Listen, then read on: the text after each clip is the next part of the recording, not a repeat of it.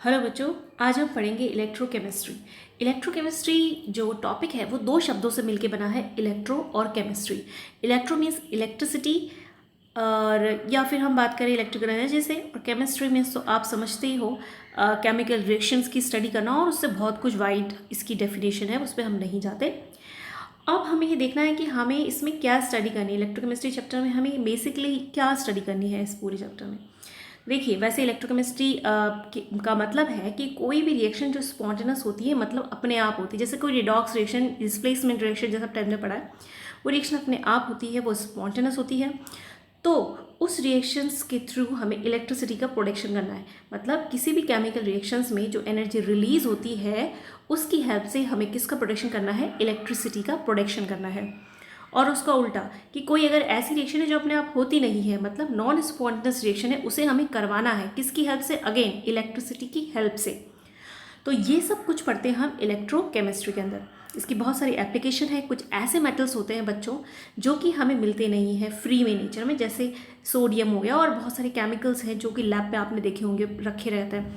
वो एक्चुअली में फ्री में ऐसे नहीं मिलते हैं, वो सब कुछ इलेक्ट्रोकेमिकल मेथड्स के द्वारा बनाए जाते हैं। इसके अलावा बैटरीज होगी बहुत सारी जो आप देखते हो, और लेस पॉल्यूटिंग बैटरीज। बच्चों, आप लोग को दिख रहे होंगे आजकल इलेक्ट्रिकल्स गाड़ियाँ आ गई हैं, बहुत इको फ्रेंडली टेक्नोलॉजी है, जिससे कोई पोल्यूशन नहीं होता है, बहुत अच्छी टेक्नोलॉजी है। तो ये सब कुछ इसलिए संभव है क्योंकि हम इलेक्ट्रोकेमिस्ट्री का नॉलेज रखते हैं। तो और इलेक्ट्रोकेमिस्ट्री की हम बात करें तो हर जगह बहुत ज़्यादा अपना एक रोल रखती है। जहाँ तक आप बायो की बात करते हैं तो जितने भी हमारी बॉडी में सिग्नल्स जा रहे हैं, अभी सेंसरी सिग्नल की बात करें ब्रेन में, और फिर आप उससे रिसेप्टर और सब कुछ जो भी चीज़ें आपने पढ़ी होंगी, ये सब कुछ एक्चुअली में सब इलेक्ट्रोकेमिस्ट्री का ही इसमें बहुत बड़ा एक रोल होता है। तो अब हम देखते हैं बच्चों, इलेक्ट्रोकेमिस्ट्री में सबसे पहला कॉन्सेप्ट देखते हैं क्या है, इलेक्ट्रोकेमिकल सेल। अभी मैंने आपको दो बातें बताई थी, इलेक्ट्रिसिटी का प्रोडक्शन करना, और दूसरा इलेक्ट्रिसिटी की हेल्प से कोई रिएक्शन करवाना किसी केमिकल रिएक्शन को जो होती नहीं है। तो वो जो भी ऐसा डिवाइस है जो ये दोनों काम करता है, उन्हें हम इलेक्ट्रोकेमिकल सेल कहते हैं। और इलेक्ट्रोकेमिकल सेल जो होते हैं बच्चे, वो हमारे दो तरह के हैं। एक तो हमारा गैल्वेनिक सेल है और दूसरा इलेक्ट्रोलाइटिक सेल है। अब गैल्वेनिक सेल कौन से होते हैं? पहला वाला जो कि केमिकल जो रिएक्शंस हो रही हैं, केमिकल रिएक्शंस, उनमें जो इलेक्ट्रिसिटी, उनमें जो एनर्जी रिलीज हो रही है, जो रिडॉक्स रिएक्शन है बेसिकली, उसको हमें किस में कन्वर्ट करना है, इलेक्ट्रिकल एनर्जी में। ये काम करते हैं हम गैल्वेनिक सेल में। ठीक है बच्चों, तो दो तरह के आपको सेल का पता चल गया होगा। और दूसरा जो रिएक्शन नहीं हो रही है, उन्हें हम इलेक्ट्रिसिटी की मदद से करवाते हैं अगर, तो वो जिस डिवाइस में होती है उन्हें कहते हैं इलेक्ट्रोलाइटिक सेल। चलिए बच्चों, हम एक इलेक्ट्रोकेमिकल सेल की स्टडी करते हैं जो कि एक गैल्वेनिक सेल है। डैनियल सेल कहो या गैल्वेनिक, तो हम इसका एग्जाम्पल लेते हैं जो अपनी बुक में है। इसमें जो रिएक्शन यूज़ की गई है वो है जिंक और कॉपर के बीच में। तो इसमें जिंक जो है वो कॉपर सल्फेट के साथ रिएक्शन कर रहा है एग्जाम्पल के तौर पे, और हमें मिल रहा है उसके बदले में जिंक सल्फेट और कॉपर। और इसमें जो जिंक है बच्चों आपका, वो जिंक 0 है पहले और फिर +2 हो गया, मतलब जिंक का ऑक्सीडेशन आपको देख रहा होगा इस रिएक्शन में। और जो कॉपर है, वो कॉपर जो है आप लोगों का पहले वो +2 है और अभी वो 0 हो गया है। आप इस रिएक्शन को अपनी कॉपी में नोट कर लो और इस रिएक्शन को आप कंपेयर करो जो रिएक्शन आपकी बुक में लिखी हुई है इस तरह। तो ये आयनिक फॉर्म में उसको कन्वर्ट कर दिया है, जो मैंने आपको बताया कि बेसिकली है क्या वो चीज़, इस तरह से उसे कन्वर्ट करके लिखा हुआ है। तो जिंक का क्या हो रहा है, ऑक्सीडेशन, और कॉपर का क्या हो रहा है, रिडक्शन। तो आपको दिख रहा होगा जिंक ने इलेक्ट्रॉन को क्या किया, लॉस, और कॉपर ने क्या किया, गेन। तो ये रिडॉक्स रिएक्शन हो गया बच्चों। आपने देखा होगा जब आप जूनियर क्लासेस में कि एक ही बर्तन होता है, उसी में आप कोई सॉल्ट रख देते हैं, सोल्यूशन, और वो रख देते हैं और बस रिडॉक्स रिएक्शन हो जाती है। जैसे 10th में देखा था, एक आयरन नेल रख दी थी, नीचे कॉपर सल्फेट रख दिया था, तो कॉपर सल्फेट हरा हो जाता था और आयरन के ऊपर कॉपर डिपॉजिट हो जाता था। तो बेसिकली यही होता था कि कोई इलेक्ट्रॉन देता था और कोई इलेक्ट्रॉन लेता था, ठीक है, पर वो एक ही बर्तन में हो रहा था। लेकिन जब हम इस चीज़ को बड़ा कर दें, एक लंबा रास्ता दे दें इलेक्ट्रॉन के लेने देने को, मतलब उसका पाथ बढ़ा दें, जैसा कि हम इस सेल में करते हैं। हम क्या करते हैं, एक बर्तन में न करा के हम इस रिएक्शन को 2 बर्तनों में कराते हैं, मतलब दोनों एक साथ नहीं मिलाते, हाफ कर देते हैं रिएक्शन को। तो जैसे मैंने यहाँ पे कैसे हाफ किएंगे, जैसे मैंने जिंक और कॉपर सल्फेट की रिएक्शन करानी है, तो मैं डायरेक्ट कैसे नहीं कराऊंगी, ऐसे कराऊंगी कि मैंने यहाँ हाफ सेल बना दिया, इसमें मैंने जिंक की आपकी रॉड रख दी, यहाँ जिंक इलेक्ट्रोड है, और दूसरा हाफ सेल लिया या दूसरा बीकर लिया, उसमें मैंने कॉपर का इलेक्ट्रोड रख दिया, ठीक है। इसके अंदर क्या भरा हुआ है बच्चों, आपका जिंक वाले एनोड जो इलेक्ट्रोड है वहाँ भरा हुआ है जिंक का ही कोई सॉल्ट, जैसे एग्जाम्पल ZnSO4 मैंने यहाँ भरा है, और यहाँ पर कॉपर का सॉल्ट भरा है, ठीक है बच्चों। जैसे कॉपर का कोई भी सॉल्ट भर सकते हो, चलो मैं यहाँ पे यही भर देती हूँ, या कॉपर नाइट्रेट आप कुछ भी भर सकते हो। तो जो इलेक्ट्रोड जिस मेटल का आपका इलेक्ट्रोड है उसी का सॉल्ट आप इस बीकर में रखेंगे। इतनी बात आपको समझ में आ गई होगी। नेक्स्ट बात क्या है बच्चों, ये आपको समझ में आ गया कि हम किस तरह से इसका सेल का कंस्ट्रक्शन कर रहे हैं। अब क्या होता है बच्चों, ये जो आपका जिंक है, ये आपका जिंक जो है यहाँ पर क्या करता है, जिंक अपना इलेक्ट्रॉन का लॉस करवाता है, मतलब Zn+2 में कन्वर्ट होता है, जैसा आपको इस रिएक्शन में दिख रहा होगा। जब ये इलेक्ट्रॉन का लॉस कराता है तो ये इलेक्ट्रॉन इस तार के थ्रू इस तरफ जाते हैं, मतलब कॉपर की तरफ जाते हैं। तो आपको दिख रहा होगा जहाँ जिस डायरेक्शन में इलेक्ट्रॉन का फ्लो होता है उसके अपोजिट डायरेक्शन में करंट चलता है। तो करंट कहाँ से कहाँ चलेगा, कॉपर से जिंक की तरफ, ठीक है बच्चों।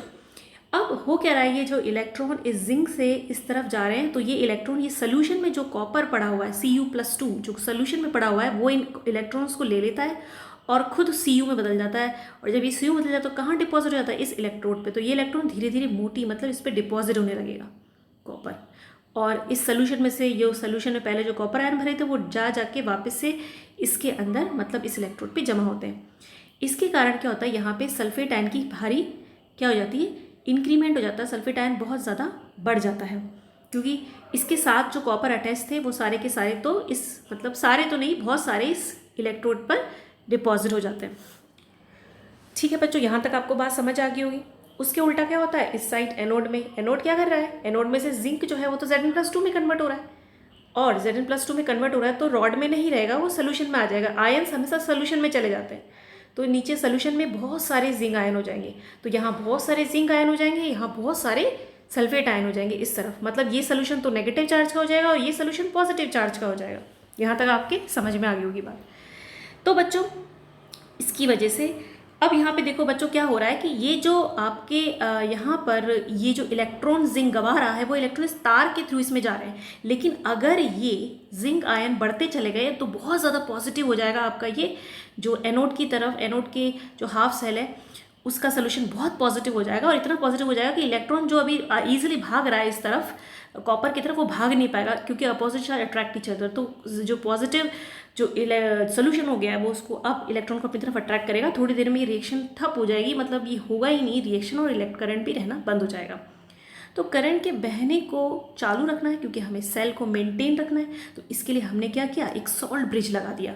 अब ये सॉल्ट ब्रिज क्या करता है, सॉल्ट ब्रिज के अंदर एक जेल टाइप का सब्सटेंस भरा था, अगार अगार उसे कहते हैं, और कुछ इलेक्ट्रोलाइट्स भी भरे होते हैं, ठीक है। अगर ज़रूरत पड़े तो ये इलेक्ट्रोलाइट सोल्यूशन को न्यूट्रलिटी में प्रदान करते हैं। अब कैसे करते हैं मैं आपको बताती हूँ बच्चों, देखो कैसे करते हैं। देखो बच्चों क्या हो रहा था, यहाँ पे हो ये रहा था हमारे सोल्यूशन में कि यहाँ तो आपके सल्फेट बढ़ते चले जा रहे थे और यहाँ आपके जिंक आयन बढ़ते चले जा रहे थे, ठीक है। अब क्या होगा, यहाँ से ये जो सोल्यूशन है यहाँ पे बहुत सारे सल्फेट आयन है ना, तो इस सॉल्ट ब्रिज के थ्रू वो लोग यहाँ पर आ जाएंगे। अब यहाँ पर आ जाएंगे तो ये सल्फेट आयन किसके साथ जुड़ जाएंगे, इस जिंक के साथ। तो इससे क्या होगा, ये जिंक जो है सोल्यूशन क्या हो जाएगा, न्यूट्रल हो जाएगा। इसी तरीके से कुछ जिंक आयन इस तरफ भी आ सकते हैं, ठीक है। अब मैं ये नहीं कह रही कि बस इनके अंदर यही घूमते रहेंगे, और भी चीज़ें, जैसे मैंने अगार सोल्यूशन में पता इलेक्ट्रोलाइट भी भरे थे, तो कोई भी नेगेटिव पॉजिटिव इसके अंदर आ जाए, बस सोल्यूशन को ये न्यूट्रल बनाए रखता है सॉल्ट ब्रिज। तो अब आपको ये समझ में आएगा कि सॉल्ट ब्रिज का क्या काम है। सॉल्ट ब्रिज इंटरनल सर्किट का काम करता है और दोनों सोल्यूशन की न्यूट्रलिटी को मेंटेन करता है, क्योंकि अगर न्यूट्रलिटी मेंटेन नहीं होगी तो करंट जो है थोड़ी देर में बहना बंद कर देगा।